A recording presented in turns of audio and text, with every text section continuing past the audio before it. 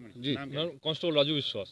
राजू जी, क्या उस समय माहौल था जब आपको पता चला और किस तरीके से आपने मुकाबला किया था? माहौल ऐसा था, हम लोग शुरू से घूम रहा था, धुंध बहुत था, तो जस्ट मेजर से एक बार मिला था, तो मेजर इस तरफ दाहिने तरफ चला गया, मैं बाएं तरफ चला गया देखने के सामने लिए। देखो। तो अचानक मेरे को फायर का आवाज़ आया, तो मैं भागते हुए आया, तो फायरिंग चल रहा है, तो मैं दौड़ के जाके गया, तो देखा मेजर लेटा हुआ है और चिल्ला रहा है, जो गोली लग गया, गोली लग गया। तो मैं जाके मेजर को पकड़ा और कवरिंग फायर दिया, तो इस हालत में फायरर भाग गया और पीछे के साइड से फायर करना शुरू कर दिया था। फिर हमने जब कवर दिया तो चला गया। कैसे महसूस करते हैं ऐसी घटना को जब आपने फायरिंग की और उनको भागना पड़ा पीछे? सर गोली तो सामने से देखो तब पता लगेगा सर। सर, जिस तरीके दसा जा रहा है कि इधर ਦੇ ਵੀ ਲੋਕ ਸ਼ਾਮਿਲ ਸਨ, ਕੀ ਕਾਰਵਾਈ ਤੁਹਾਡੇ ਵੱਲੋਂ ਕੀਤੀ ਜਾ ਰਹੀ ਹੈ? ਡੀਏਜੀ ਸਾਹਿਬ ਨੇ ਤੁਹਾਨੂੰ ਸਾਰੀ ਡਿਟੇਲ 'ਚ ਦੱਸਿਆ ਕਿ ਕਿਵੇਂ ਆਪਰੇਸ਼ਨ ਹੋਇਆ, ਕਿਵੇਂ ਸਾਰਾ ਇਨਸੀਡੈਂਟ ਹੋਇਆ ਮਾਰਨਿੰਗ 'ਚ 5:15 ਵਜੇ ਦਾ। ਸੋ ਉਸ ਤੋਂ ਬਾਅਦ ਜਿਹੜੇ ਆਪਣੇ ਇੰਡੀਅਨ ਸਾਈਡ ਤੇ ਬੰਦੇ ਸੀ ਉਹਨਾਂ ਬਾਰੇ ਜਿਹੜੀ ਸਾਡੇ ਕੋਲ ਇਨਫੋਰਮੇਸ਼ਨ ਹੈ ਆਲਰੇਡੀ, ਉਸ ਇਨਫੋਰਮੇਸ਼ਨ ਤੇ ਵੀ ਵਰਕ ਕਰ ਰਹੇ, ਜਿਵੇਂ ਪੁਰਾਣੇ ਸਮਗਲਰ ਕੋਈ ਸੀਗੇ ਉਹਨਾਂ ਦਾ ਸਰਚ ਕਰ ਰਹੇ, ਉਹਨਾਂ ਦੀ ਰੇਡ ਕਰ ਰਹੇ, ਜਿਹੜੇ ਕੋਈ ਪੁਰਾਣੀਆਂ FIRs ਨੇ ਜਿਨ੍ਹਾਂ ਤੇ ਕੋਈ ਮੇਜਰ ਰਿਕਵਰੀਜ਼ ਹੋਈਆਂ ਉਹਨਾਂ ਤੇ ਵਰਕ ਕਰ ਰਹੇ ਐਂਡ ਹੋਪਫੁਲੀ ਅਸੀਂ ਜਲਦੀ ਬੰਦੇ ਫੜ ਲਾਂਗੇ ਜਿਹੜੇ ਇੱਧਰਲੇ ਪਾਸੇ ਇੰਡੀਅਨ ਸਾਈਡ ਤੇ ਆਏ ਸੀ। ਜਿਹੜੇ ਪਾਕਿਸਤਾਨ ਸਾਈਡ ਤੇ ਆਏ ਸੀ ਉਹ DIG ਸਾਹਿਬ ਨੇ ਦੱਸਿਆ ਕਿ ਤੁਹਾਡੀ 11:30 ਵਜੇ ਅੱਜ ਫਲੈਗ ਮੀਟਿੰਗ ਹੈ, ਉਹਦੇ ਵਿੱਚ ਉਹ ਇਹ ਮੁੱਦਾ ਉਠਾਉਣਗੇ, ਉੱਥੇ ਗੱਲ ਵੀ ਕਰਨਗੇ। ਤੇ ਜਿਹੜਾ ਇੰਡੀਆ ਵਾਲੇ ਪਾਸੇ ਦੈਟ ਵੀਲ ਟੇਕ ਕੇਅਰ। ਇਹ ਆਸ-ਪਾਸ ਦੇ ਪਿੰਡਾਂ ਦੇ ਹੋਣਗੇ ਜਿਹੜੇ ਇੱਧਰ? ਕਹਿਣਾ ਮੁਸ਼ਕਲ ਹੈ ਕਿ ਲਾਗੇ ਦੇ ਪਿੰਡਾਂ ਦੇ ਹੋਣਗੇ ਜਾਂ ਦੂਰ ਦੇ ਹੋਣਗੇ, ਬਿਕੋਜ਼ ਸਾਡੇ ਸੈਕੰਡ ਲਾਈਨ ਆਫ ਡਿਫੈਂਸ ਦੇ ਜਿਹੜੇ ਨਾਕੇ ਹੈਗੇ ਉੱਥੇ ਸਾਡੇ ANPR ਕੈਮਰਾਜ਼ ਵੀ ਲੱਗੇ ਹੋਏ। ਸੋ ਜੇ ਕੋਈ ਹੋਏ ਤੇ ਗੱਡੀ ਤੇ ਆਇਆ ਹੋਊਗਾ ਤੇ ਉਹਦੇ ਵਿੱਚ ਕਲੀਅਰ ਹੋ ਜਾਏਗਾ।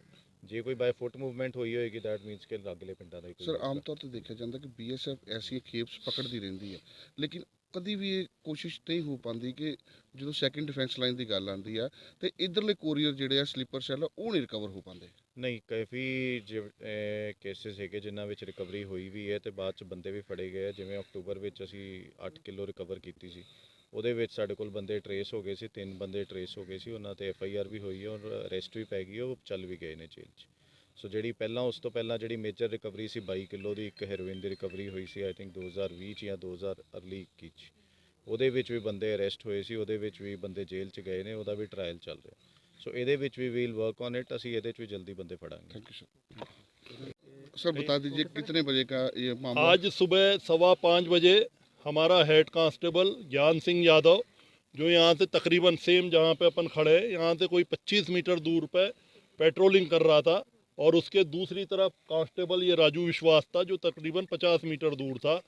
इस हेड कांस्टेबल ज्ञान सिंह यादव ने फेंसिंग पर कोई मूवमेंट देखा, इसे लगा कि कुछ सामान को इंडिया के अंदर घुसाने की कोशिश की जा रही है, तो इसने तुरंत उनको चैलेंज करते हुए फायर करा।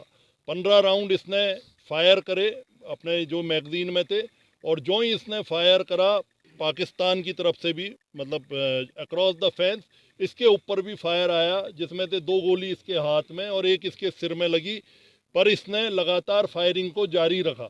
इसी फायरिंग की आवाज़ सुन करके जो हमारा दूसरा कांस्टेबल जो मेरे ये बगल में खड़ा है राजू, ये दौड़ करके आया और इसने सोचा कि हेड कांस्टेबल ने स्मगलर देख के फायर कराया, पर इसे पता नहीं था कि उसके गोली लग चुकी है।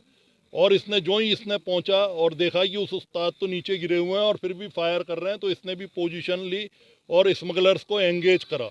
जब उन्होंने देखा कि दो जवान पहुंच गए और फायर हो गया है, तो उनकी हिम्मत एकदम पस्त हो गई और वो पूरा सामान छोड़ करके भाग गए। जब यहाँ पे सर्च करी गई तो 47 पैकेट हेरोइन, तो तकरीबन 47 kg हेरोइन, 7 पैकेट अफीम है, 2 पिस्टल हैं जिसमें से एक इटालियन मेड है, एक चाइनीज़ मेड है, एक पिस्टल के साथ 42 राउंड है, एक के साथ 12 राउंड है, 74 राउंड गिरे हुए AK-47 के सर्च के समय हेड ऑफ फेंस मिले। और मैं बताना चाहूँगा कि यहाँ से 200 मीटर आगे IB है और उसके आगे रावी नदी शुरू हो जाती है। तो रात के समय ही रावी नदी में नाव से ऐसा लगता है 5 से 7 जो स्मगलर्स थे उन्होंने ये बॉर्डर क्रॉस करी और हैवीली आर्म्ड थे, और ऐसा लगता है कि बिना किसी और जो पाकिस्तान के जो भी हैं उनके सपोर्ट के बिना ये कार्रवाई नहीं करी जा सकती। इधर भी ये 3 आदमी बैठे हुए थे, आप देखेंगे तो इनके ये कुर्ते बैठे हैं। हमने वो सर्च डॉग लगाए, SSP साहब से हमने रिक्वेस्ट करी है, पूरी ताकत से पुलिस भी पकड़ने में लगी हुई है। पहले भी इसी जगह पे कोई 1.5 महीने पहले 1 किलोमीटर आगे इस जगह से एक अटेम्प्ट करा था। उस समय भी हमारे बहादुर जवान ने फायर करा था, पर किसी तरह से वो बच करके सामान मतलब नहीं ले पाए थे और निष्फल कर दिया था।